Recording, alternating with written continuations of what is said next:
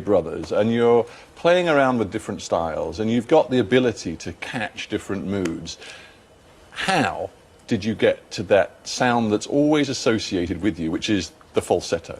Well, in those days it was licensed. I mean, the falsetto has always been used by the Four Seasons, which is Jersey Boys, most of everyone, and of course you've got people like the Stones have used falsetto, Prince, the most beautiful girl in the world. I mean, it's always been there. Well, that's all true, but why is it that, you know, frankly, you and the Bee Gees are almost stuck with that particular style of singing, you know? Well, because you've got to remember that that particular piece of music around it was the biggest selling soundtrack album of all time, and still is.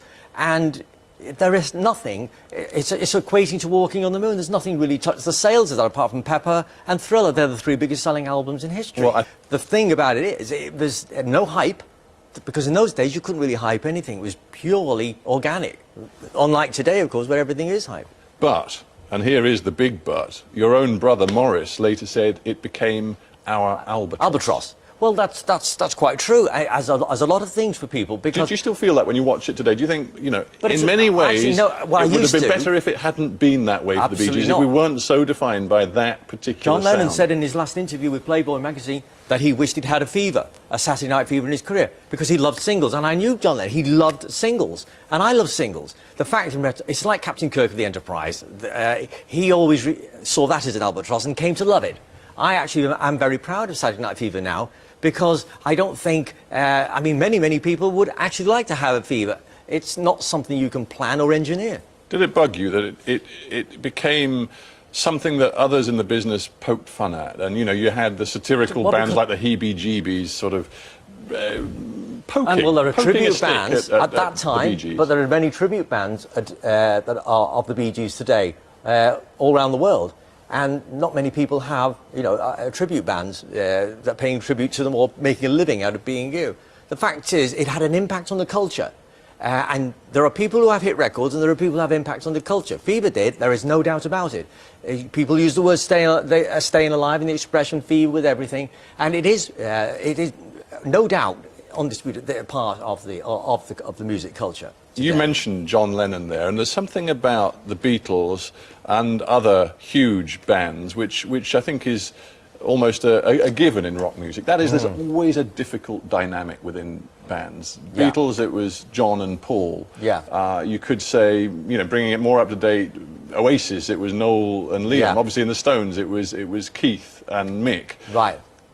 You were a family band. You were a band of brothers. A band of brothers. How did it work in the Bee Gees? Well, there's always going to be dynamics in any group, whether you're brothers or not. People always say, well, you've been together for so long because you're brothers. Brothers never really stay together because they're brothers. They usually part. We stay together because we shared the same... You tried to quit. You tried to quit when you were, I think, 19 Very years early, old. yeah.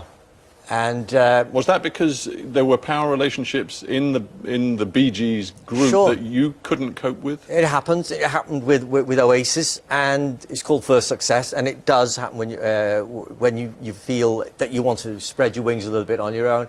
I don't think we split up so much as that we showed up. I showed up at the studio. We were on our own, but we were still learning the ropes. We were still developing, and when you have success very young, you know, it goes to your head very quickly.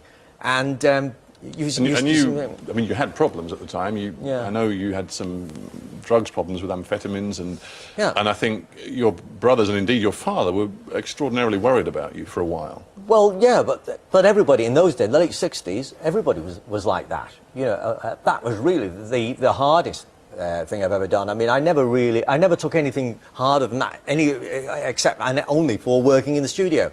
I mean, I never took the hard drugs at all. Never took LSD, heroin, crack. Not then and not ever. Not ever. Ever. In my life, only that. And that was really just to stay up all night and work in the studio, which we did. Because the tragedy of the brothers Gibb is that one brother, Andy, younger brother, who wasn't part of the Bee Gees, but you were very close to, he fell foul of drugs in a much more terrible way. Oh, he did. But that's not how he died. He died on his 30th birthday from myocarditis.